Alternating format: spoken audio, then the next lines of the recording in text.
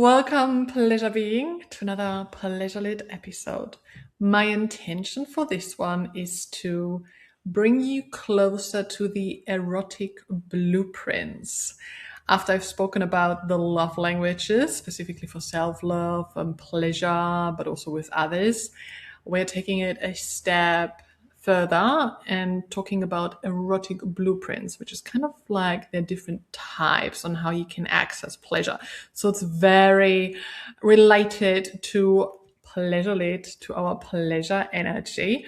But before we begin, how about we're going to take a deep conscious breath so we can step into our pleasure energy through our breath. So we're going to breathe deeply into our belly through our nose. And exhale with a sigh. And we're going to do that again, giving ourselves permission to really release on the exhale.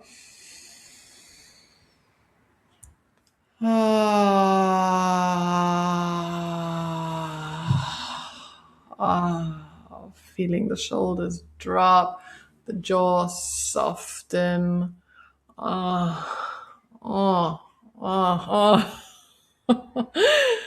Portal to pleasure. You can take a few more deep breaths and just notice the shift in your energy, the shift in your being, the power of the breath. The erotic blueprints were developed by, I think it's Java, I hope I pronounced that right. And she's working also in the sexology, tantric, embodiment, somatic practices, pleasure industry. And she basically created like a map of arousal patterns or different types on how you can access pleasure energy, specifically for sexual energy, for example, with partnership. But I believe strongly this is just a broad guide and can give you kind of like a permission slip personally in discovering your own access points to pleasure, but also when you are going to share pleasure situations with others, it gives you a bit of a guidance on how they might like to access their pleasure. Similar when I've spoken about the love languages, if you have listened to that episode, we all have different ways on how we like to receive love and probably also give love.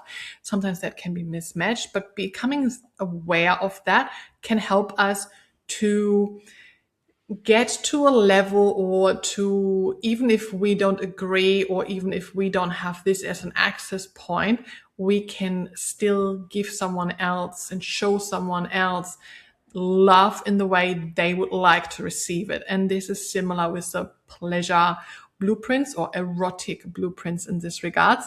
So they can show you or explain to you that we are, first of all different, and that we have different access points, which I always talk about, all these portals to pleasure. The erotic blueprints has got 5 different types, and they all have got different access points and portals to pleasure, but also their shadow side.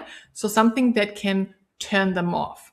And just getting to a feeling for this can give you a bit of a guide on, this makes sense now why my partner is turned on 1 minute and then isn't turned on or is turned off in the next minute when something else happens. When I discovered the erotic blueprint, I had a lot of aha moments, similar to the love languages, where I realized, that makes sense now in previous relationships. And just becoming aware of your own and the ones from your partners is super beneficial in this regards. I mean, again, this is just a guide. They are talking about 5 different types. Don't see it as putting yourself into a box or a label, but rather as a permission slip of, okay, a little bit more self-awareness. This makes sense about me. That makes sense about my partner. How can we work with that? And noticing that we are all different, but we all experience pleasure in a different way, the same as we all experience love in a different way. Again, here with the erotic blueprints, there are 5 different ones, and we usually have like a primary or a dominant one, but it doesn't mean we need to leave out all the others. Sometimes you might also you can tap into all of them, different ones. And again, it also changes and evolves. So it's really great to regularly check in with yourself where you're at. Has that maybe shifted? Motherhood, different life challenges, trauma healing. There are so many life situations where this might change. Now, the 5 types of erotic blueprints are energetic. We've got the sensual, we've got the kinky, we've got the sexual, and we've got the shape shifter. And I'm going to bring you a bit closer to all of them now. So let's start with the energetic one. The energetic one is all about energy. And that was a dominant one for me for quite some time. Specifically, when I discovered Tantra, it was a confirmation of, this makes so much sense now why I love this tantric energy and the creating of that, the chakras and the orbits and working with the pleasure energy. This is what was really fascinating when I discovered that, and I had this aha moment. So it's all about building connection. Pleasure begins even before you touch, and you can have energetic orgasms, and I can confirm that. Or I can orgasm in my sleep without touching myself. This is through the energetics, and that is anticipation. You can work with the breath, eye gazing, mirror work, energetic practices to really amplify, awaken that energy, amplify it, and bringing it through the whole body, full body orgasmic bliss. That's all in that energetic. And there's so much to explore in there that I had no idea about like so many years ago. And then discovering that was just such a beautiful, beautiful, energetic pleasure journey to experience and explore. As I've mentioned, they all have their turn-ons, their gateways, their portals to pleasure, but they might also have their shadow sides. So usually the ones who are more energetic have a bit more of a more sensitive nervous system. So they could feel easily overwhelmed when things are being rushed. So when you go straight to the touch, instead of actually taking the time and do the bit of teasing and the bit of anticipation and then the light touch and the whoa, instead of just a touch. So that is where it might just go numb, disconnecting, not feeling it. So that could be their shadow side. Sometimes they also need more safety, more space, more attunement to actually be in that energetics, because it's a lot about the building trust and the energetics. So the pleasure tip here is slow things down and be fully present.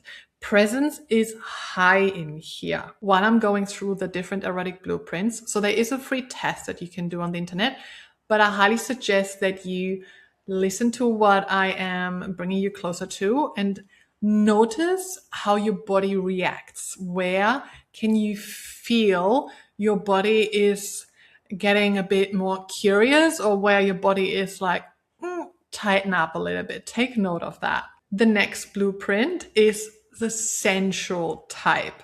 And this is all about the senses. Interestingly, the energetic type was predominant for a few years. Now it has become the sensual type for me.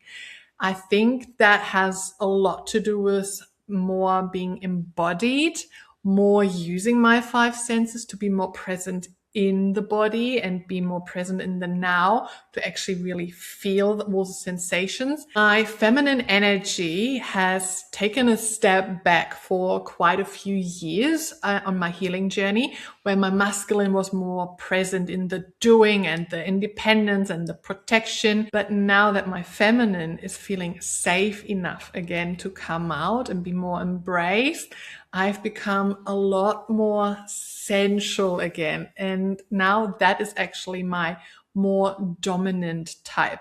Although I'm pretty much followed by the energetics, the kinky as well. So those three are pretty much my dominant ones. As I've said, the sensual type lives in the senses. So that is using your five senses, the textures, the sound, the scent, the atmosphere, the taste, the touch, the movement. It needs time to arrive in the body. This is about embodiment, being fully present, and the environment can matter here too. So for the shadow side, this can be quickly a turn off if the room is messy, if the house is chaotic, if out of a sudden the pillow is too hard, or the music, the playlist just switched to something else and it just does not sit good, does not land good in the body. It can be a quick turn off. So this could be the shadow side. In regards to the pleasure tip here, make an effort. So if that's for your partner or for yourself, make an effort to set up the space. The beautiful scent, favorite scent that helps you to drop into your body space. Wearing some clothes like maybe a satin robe or lingerie that feels nice and makes you feel delicious. The candles on, dim the light, and have some soft sheets or whatever your preferences are. If you know that from your partner, these little efforts, these little things there where you might be like, oh, who cares how the pillow is? Who cares what kind of smell and scent we've going on? If you don't care but your partner does, then this little thing can make such a difference in the intimacy and in the pleasure sharing. So if one of you cares more about that, if the other one can put the effort in to just do it, it will change so much. And also in regards to tips here, you can use sensual tools. This is where it comes handy to have things like a feather, so running over the body. You can use other kinky tools like a pinwheel, anything that brings different kind of sensations on the skin. You can work with goosebumps, with different essential oils. Like they have aphrodisiacs in there to open up portals to pleasure. Beautiful massage could be sensual, change between light and firm touch, or restraining if it's like the movement restraint or blindfold, and then the other senses are going to be heightened. There is a lot of opportunity here to play with the senses. Oh, so delicious. I'm just already like, Also, another shadow that I want to mention here is that sometimes it can be difficult for the ones to actually step into the body. So these are the ones who sometimes struggle to feel because they are stuck in their mind. And for them, it's really important to access their pleasure through embodiment, to be in their body, to really use those five senses. Then we have got the sexual blueprint. They are direct. They are genital based. They turn on by nakedness, by orgasm, by desire. They just would like to go straight to the point. Let's put it that way. They could take your clothes off. I don't care if you wear sexy lingerie. Just be naked. Like, put yourself naked in front of me and I'm getting a hard on. Let's go. Shadow side here, they can often be shamed for being too much, too sexual, too direct, especially when it's a mismatch. It could be like, you always just want to just be naked and just have sex straight away. I need, the sensual. I need maybe the anticipation, the teasing, where they just, why can't we just like be naked and just do it all the time and just like get it on and go straight to the orgasms? And that can be sometimes also a bit orgasm driven. It can be a bit, I would almost say pushy, because they just like, that's where their pleasure is. They would just like to go there and be there. So the pleasure tip here, yes, can be, play with being nude and looking and appreciating your own naked body, the one from your partner. You can watch erotic, works really well here. toy collection that goes straight into, playtime and doesn't need much turn on. But if you are in partnered play, that is something where it is really great for your partner to understand that that is your access to pleasure. And when your partner has got a different blueprint, that you might come up with something that works for the both of you. Out of all the 5 blueprints, the sexual one is the least one in my profile. I'm receiving dick pics and you can stand in front of me naked. It does not do much if I don't have the energetics, if I don't have the sensual, if I don't have that kinky in there, if I don't have the connection in there. A naked body is for me a naked body. Can be beautiful, can be very pretty, can be erotic looking.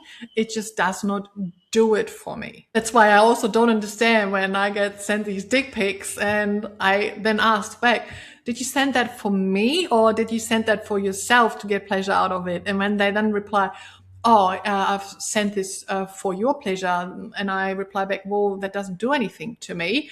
They're sometimes, oh, really? And I'm like, yeah, it doesn't do anything for me. Also, I've got a nursing background, so I've seen the body as a body, as anatomy as well. So that could probably also be related to that. And then we have got the kinky type.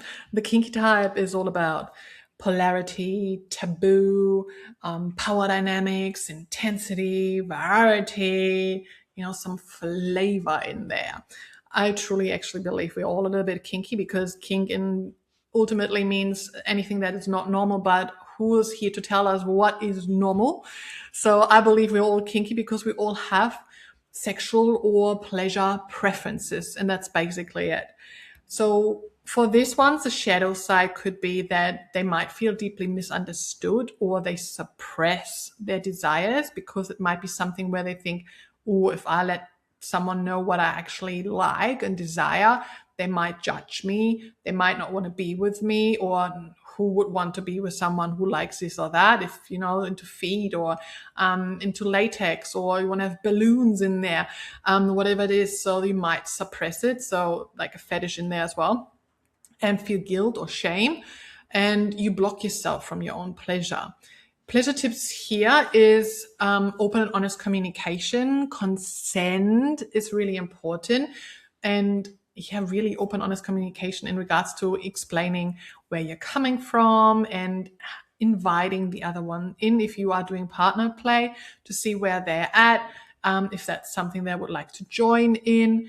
And nervous system regulation is really important here as well, and consciousness. So exploring, but in the right conscious and consensual way. And obviously what you can do here in exploration is like exploration, because there are so many kinky tools, pleasure toys and tools. I mean, I can say that with my 400 pleasure toys and tools. Every time I think I've seen it all, something else comes up and I add it to my exploration bucket list. But not just that, like there's not just toys and tools that you can explore, but also different things like edging, role playing, power dynamics, and so many other things that fall under there that you can explore in this one. Then we've got the shape shifter blueprint, and that one is one that can access all of them. So highly adaptable. Those are the ones who can, oh, I love kinky, I love sensual, I love sexual, I love energetic. So one day I can go this, the next day I can go that. Why don't we do everything all together and at once? I mean, I'm someone who loves the sensual, energetics, and the kink. Like that 3 together, delicious. I would probably be a shapeshifter if my sexual access would be also higher.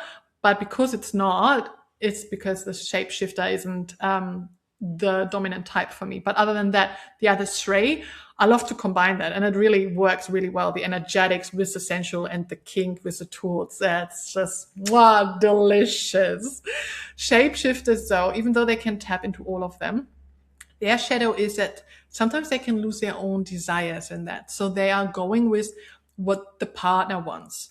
So if someone, oh, but I'm a more sensual, and then it just continues to be the sensual instead of them also bringing out, okay, but I also like kinky and energetics and sexual. Can we maybe change things up? And then they sometimes suppress their own needs and just do things for the other one because they can tap into all of them.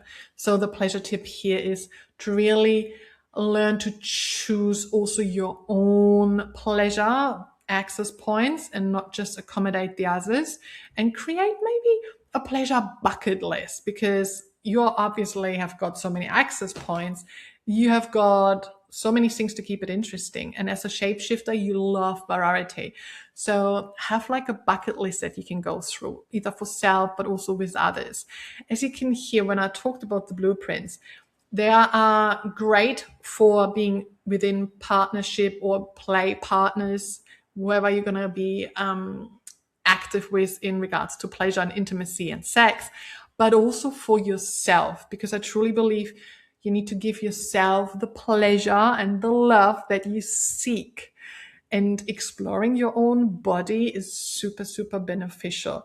And pleasure is your birthright, regardless of your gender, relationship dynamic, your sexual orientation. You have got the right to pleasure and pleasure your own body and explore your own body. Something I can highly, highly suggest, as it was a huge part in my own journey of healing, self-discovery, self-love. Pleasure is to get to know my own body. And as I've already mentioned as well, these types can be great guides to just get a bit more of a self-awareness of, this makes sense why this might be a turn on or might be a turn off. How can we come together? What can we do? What can we create so it works for the both of us if it is mismatched? And then for yourself, I am more essential. And then knowing this can give you the permission to lean more into it, to make it more sensual, to include the tools, to include the favorite scent, and take note of how your body reacts with that. Personally, I don't believe there are only 5 different types of pleasure. There are so many portals to pleasure. So this is why I said take this as a guide, but also keep exploring and keep taking note of what are the things, even outside the bedroom, that bring you pleasure, that awaken your body, that awakens your pleasure-lit energy. And what can you bring from that into the bedroom if you want to take that into sexual play? And when this sparked a little something in your body, that is your body speaking to you. And take this as an invitation to explore your pleasure. I mean, wherever you're starting from, you may feel disconnected, numb, people pleasing, overgiving, blocked, or you may already experience pleasure, but you know there is more sensation, more aliveness, more pleasure. This is where pleasure lit can help you, because pleasure lit is an embodied way of living, an embodied way of being. It is for anyone who wants to have a deeper connection to self, to your body, to your pleasure. You want to feel safe in receiving pleasure, and you want to feel lit from within, confident, magnetic, radiant, because this is what I do. I help people to alchemize numbness, disconnection, overgiving into pleasure-lit energy, and I help others to even deepen and widen their pleasure potential. And my work is trauma-informed and grounded in somatics, tantra, embodiment, breath, nervous system awareness, yoga, movement, pleasure, health.